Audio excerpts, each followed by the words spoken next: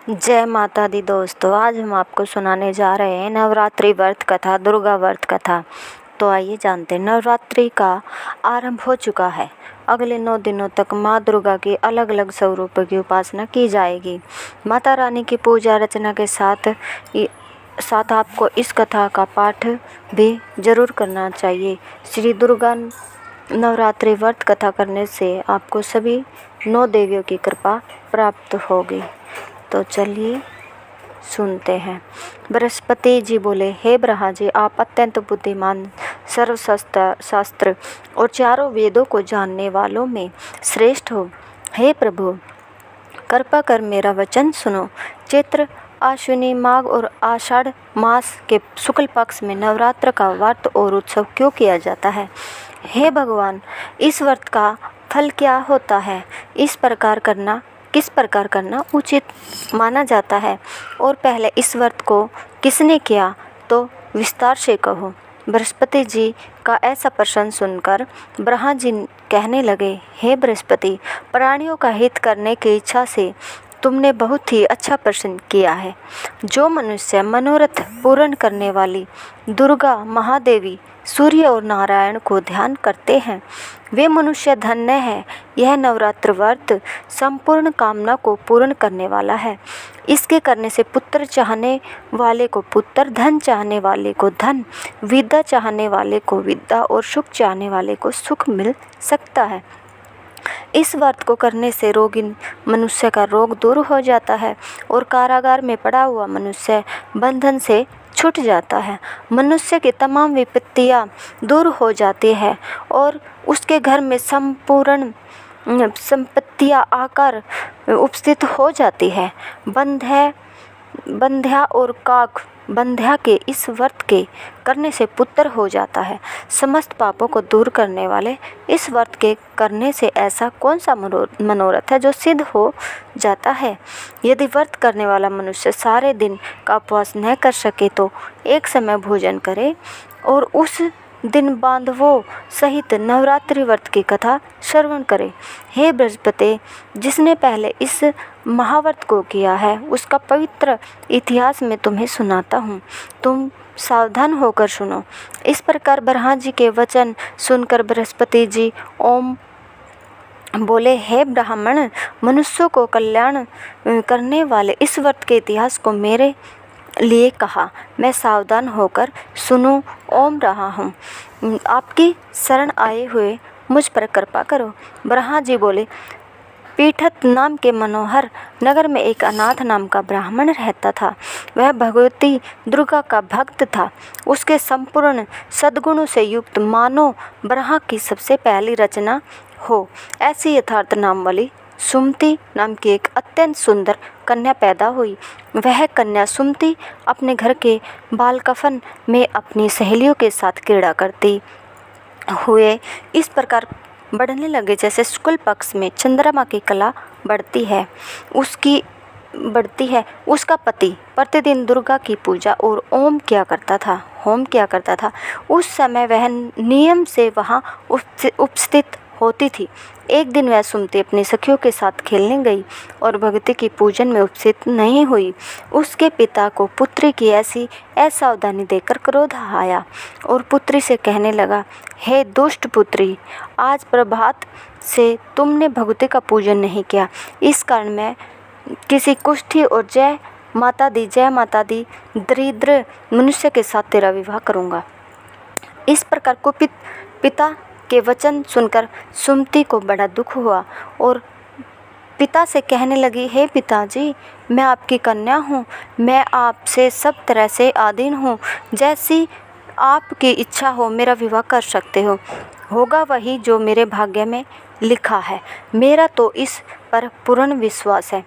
मनुष्य न जाने कितने मनोरथों का चिंतन करता है, पर होता वही है जो भाग्य में विधाता ने लिखा होता है।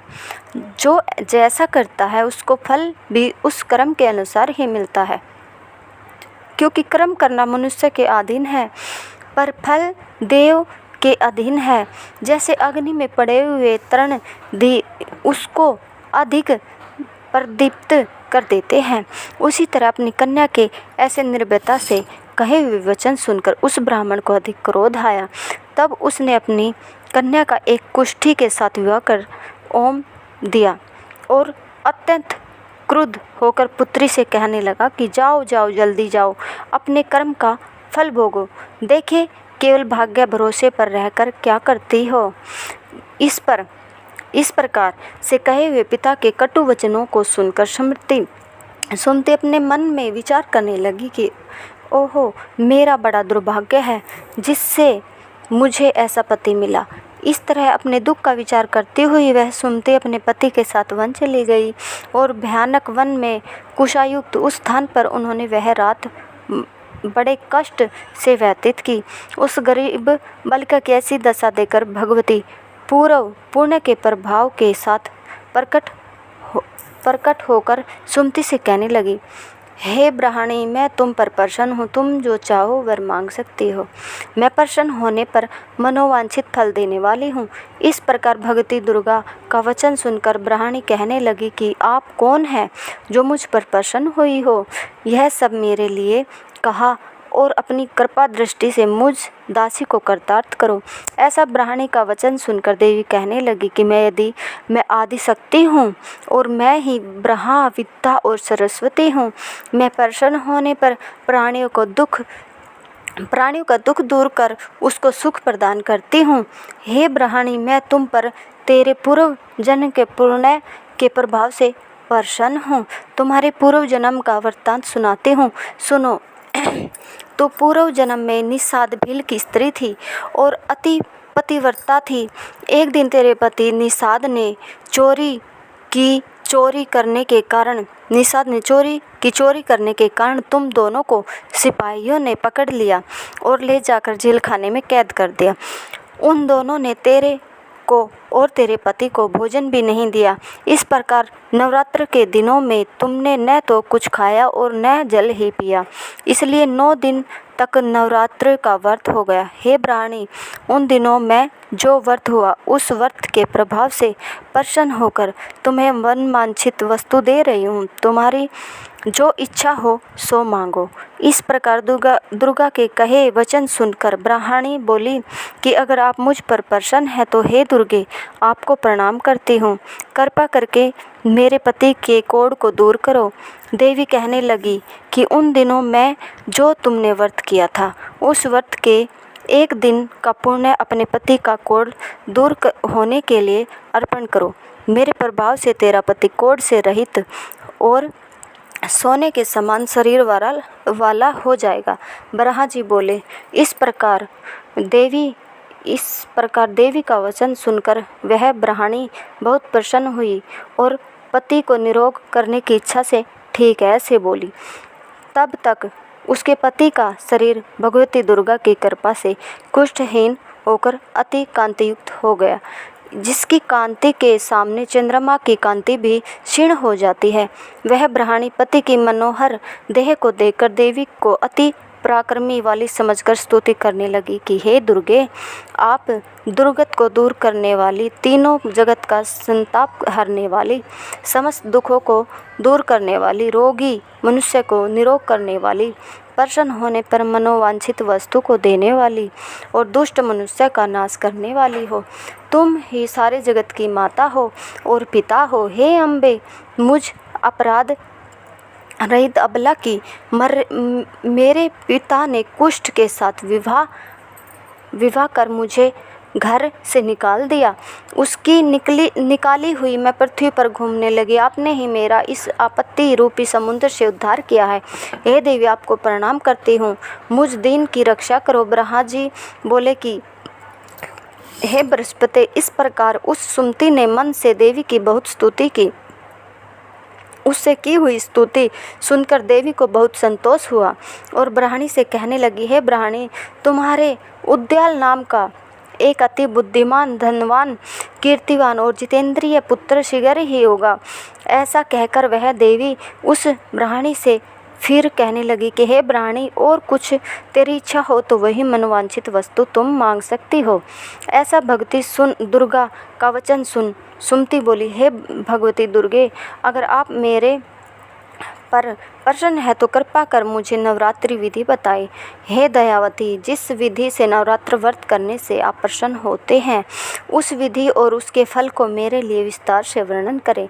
इस प्रकार ब्राह्मणी के वचन सुनकर दुर्गा कहने लगी कि हे ब्राह्मणी, मैं तुम्हारे लिए संपूर्ण पापों को दूर करने वाली नवरात्र व्रत की विधि बतलाती हूँ, जिसको सुनने से तमाम पापों से छूटकर मोक्ष की प्राप्ति होती है। आश्विनी मास के शुक्ल पक्ष का प्रतिपाद से लेकर 9 दिन तक विधि पूर्वक व्रत करे। यदि दिन भर का व्रत न कर सके तो एक समय का भोजन करे। पढ़े लिखे ब्राह्मणों से पूछकर घट स्थापना करे और वाटिका बनाकर उसको प्रतिदिन जल से सींचे। महाकाली, महालक्ष्मी और महासरस्वती की मूर्तियां बनाकर उसकी नित्य विधि सहित पूजा करे और पुष्पों से विधि पूर्वक अर्घ दे। बिजोरा के फूल से अर्घ देने से रूप की प्राप्ति होती है। जायफल से कीर्ति, दाख से कार्य की सिद्धि होती है। आंवले से सुख और केले से भूषण की प्राप्ति होती है। इस प्रकार फलों से अर्घ देकर यथाविधि हवन करें। खांड, घी, गेहूँ, शहद, जौ, तिल, बिंब, नारियल, दाख और कदब, इनसे हवन करें। गेहूँ होम करने से लक्ष्मी की प्राप्ति होती है। खीर व चंपा के पुष्पों से धन और पत्तों से तेज और सुख की प्राप्ति होती है। आंवले से कीर्ति और केले से पुत्र हो। कमल से राज, सम्मान और दुखों से सुख संपत्ति की प्राप्ति हो। व्रत करने वाला मनुष्य इस विधान से होम कर आचार्य को अत्यंत नम्रता के साथ प्रणाम करे और यज्ञ की स्थिति के लिए उसे दक्षिणा दे। इस महाव्रत को पहले बताई हुई विधि के अनुसार जो कोई करता है उसके सब मनोरथ सिद्ध हो जाते हैं। इसमें तनिक भी संशय नहीं है। इन 9 दिनों में जो कुछ दान आदि दिया जाता है उसका करोड़ों गुना फल मिलता है। इस नवरात्रि के व्रत करने से ही अश्वमेध यज्ञ का फल प्राप्त होता है। हे ब्राह्मणी, इस संपूर्ण कामनाओं को पूर्ण करने वाले उत्तम व्रत को तीर्थ, मंदिर अथवा घर में ही विधि के अनुसार करें। ब्रह्मा जी बोले, हे बृहस्पति, इस प्रकार ब्राह्मणी को व्रत की विधि और फल बताकर देवी अंतर्ध्यान हो गई। जो मनुष्य या स्त्री इस व्रत को भक्तिपूर्वक करता है वह इस लोक में सुख पाकर अंत में दुर्लभ मोक्ष को प्राप्त होता है। हे बृहस्पति, यह दुर्लभ व्रत का महात्म्य मैंने तुम्हारे लिए बतलाया है।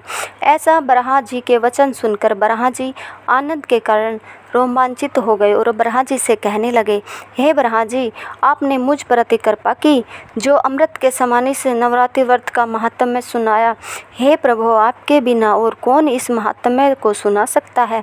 ऐसे बृहस्पति जी के वचन सुनकर ब्रह्मा जी बोले कि हे बृहस्पति, तुमने सब प्राणियों को हित करने वाले इस अलौकिक व्रत को पूछा है, इसलिए तुम धन्य हो। यह भगवती शक्ति संपूर्ण लोगों को पालन करने वाली है। इस महादेवी के प्रभाव को कौन जान सकता है। धन्यवाद दोस्तों। अगर कहानी पसंद आई हो तो लाइक, सब्सक्राइब जरूर करें।